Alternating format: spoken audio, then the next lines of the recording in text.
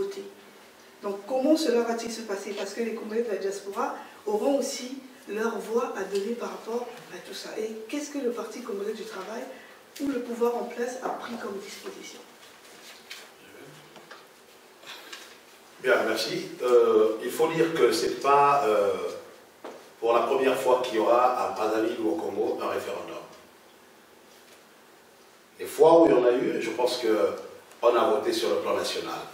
Parce que les Congolais de l'étranger n'ont pas le droit de voter comme les autres. Donc ils peuvent voter, ils peuvent aller aux urnes, que ce soit pour le référendum ou pour d'autres formes de scrutin, que les Congolais habitants et vivant au Congo-Brazzaville. Et donc ceux qui vivent à l'étranger n'ont pas le droit d'apporter un élément de réponse à cette décision qui concerne normalement tous les Congolais. Je pense que je peux apporter un élément de réponse. Toutes les couches vives de la nation congolaise ont une représentation, peu ou prou, à l'étranger, en Europe. Toutes les formations politiques, globalement, qui existent au Congo, ont aussi leur représentation ici, en Europe, en France. Et donc je pense que le président, lui, quand il a demandé effectivement que le moment était venu pour que nous puissions mettre en place un dialogue national, afin que le peuple congolais, à travers ces différentes couches, puisse se prononcer sur la question cruciale du changement ou pas de la Constitution, eh bien ces différentes couches qui sont représentées ici aussi, vont pouvoir s'exprimer à travers les différents instruments qui sont à leur disposition. En ce qui nous concerne, nous, le Parti congolais du travail, non seulement c'est un parti qui est installé sur tous les 12 départements du Congo, mais le PCT est aussi représenté à l'extérieur et en France. Voilà, vous avez cette configuration qui représente la fédération PCT France. Nous allons également réfléchir, analyser et porter notre contribution sur le dialogue national. Aristide Mobembe ici, Brazza Paris Info. La Constitution de 2002. Pourquoi voulez-vous la changer du moment où elle a apporté la paix, tout ce qu'on sait dans le pays? Merci. La Constitution, je vais répondre par un syllogisme. Une Constitution n'est pas éternelle. La Constitution congolaise, cette loi fondamentale, n'est donc pas éternelle. Elle est censée évoluer un jour. Varium et mutabile. C'est une chose variable et une chose changeante. Il ne vous a peut-être pas échappé que sur le plan philosophique et dans la vie, il est démontré que rien n'est figé. Tout est mouvement, tout est changement. Rien ne se meut, tout est en perpétuel changement.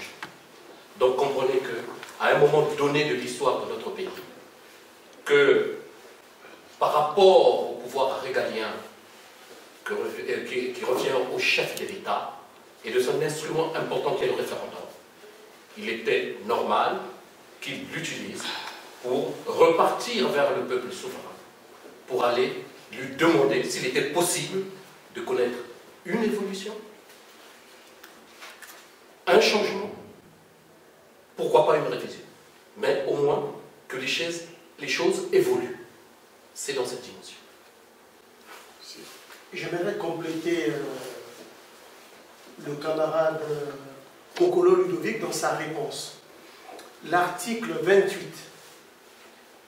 des droits de l'homme du 24 juin 1793 stipule ceci.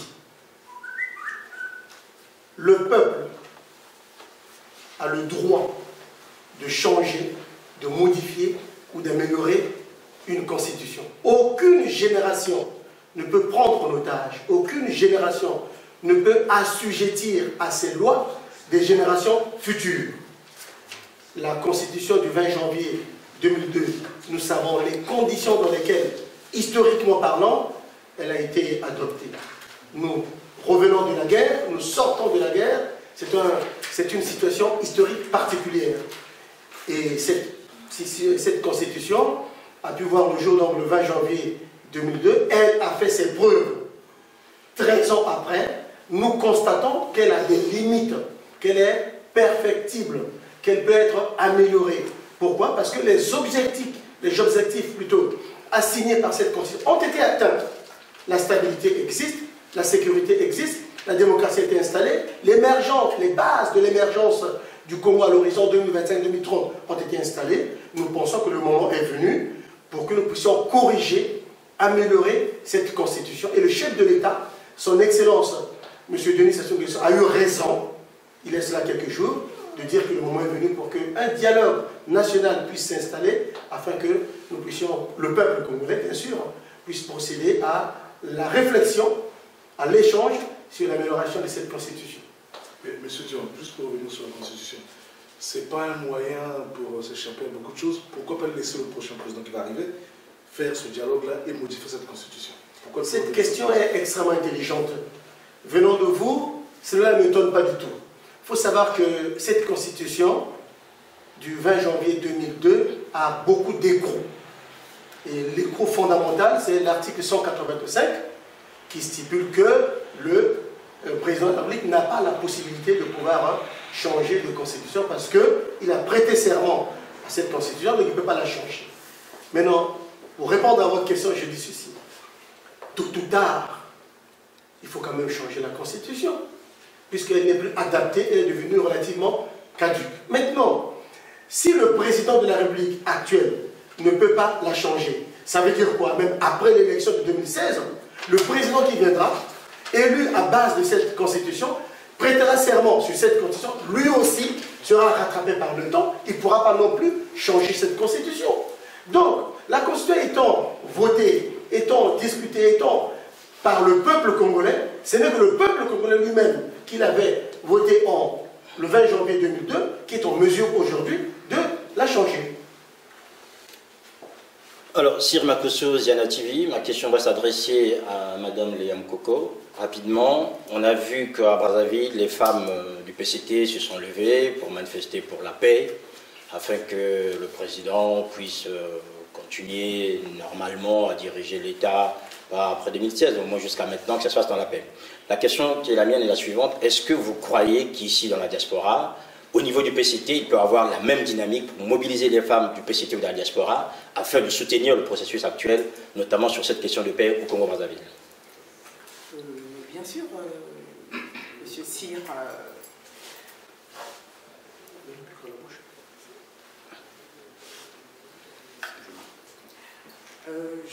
pour vous répondre, je dirais que nous pouvons aussi ici, et c'est ce que nous faisons, mobiliser les femmes de la diaspora pour soutenir l'action menée par nos consoeurs de Brazzaville.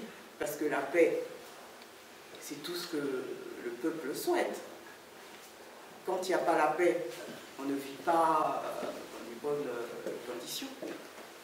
Cette paix que l'on veut, ce n'est pas pour bien d'une, disons, une fraction du peuple, hein.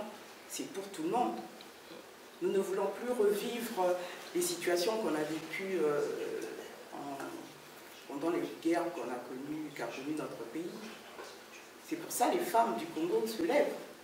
Donc automatiquement, si les femmes du Congo se lèvent, celles qui ne sont pas au Congo mais qui sont à l'étranger se lèveront aussi.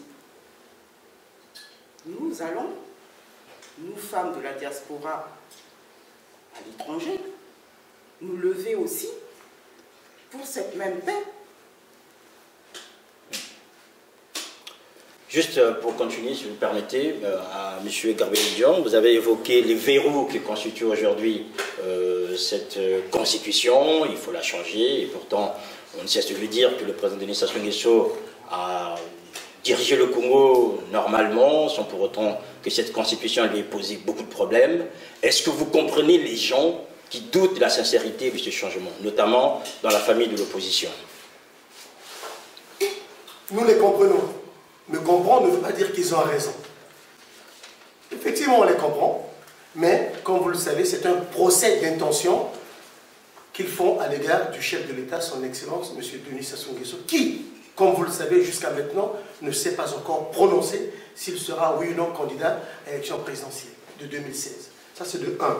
De 2, mon collègue venait de vous dire que toute chose reste perfectible. Pourquoi? C'est une production humaine. Elle a fait 100 ans, cette constitution du 20 janvier 2002. Aujourd'hui, nous qui sommes au pouvoir, le PCT qui est au pouvoir, estime que cette constitution est devenue caduque compte tenu de ses différents échos. Alors, je vais vous donner deux exemples, M. Sir Makosso. Est-il normal qu'en 2015, pas en 2002 s'il vous plaît, en 2015, qu'un seul individu, notamment son Excellence le Président de la République, à lui tout seul, puisse concentrer dans ses mains autant de pouvoir? Est-il normal que le Parlement du Congo ne puisse pas être en mesure d'être dissous par le chef de l'État? Est-il normal que le Parlement du Congo ne puisse pas contrôler l'action gouvernementale? Est-il normal que la gestion publique, notamment du gouvernement, même par le jeu des questions-réponses au niveau du Parlement, ne puisse pas avoir lieu au niveau de l'Assemblée nationale? Ce n'est pas normal. Pour qu'il puisse avoir un équilibre entre les différents pouvoirs, notamment les trois grands pouvoirs, le pouvoir exécutif, le pouvoir judiciaire, le pouvoir législatif, il faudrait qu'on puisse changer cette constitution.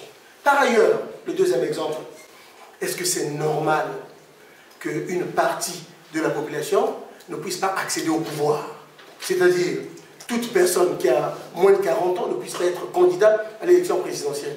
Est-ce que c'est normal qu'une personne qui est âgée de 70 ans ne puisse pas être candidat à l'élection présidentielle? C'est tout simplement non démocratique.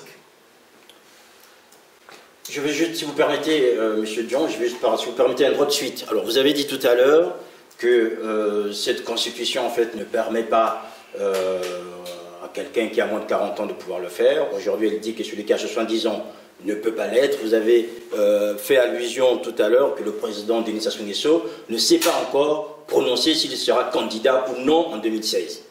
Ce que je voulais bien comprendre, est-ce que dans les changements que prévoit le PCT, on va lever ce verrou, ce qui permettrait au président de la République de pouvoir se présenter?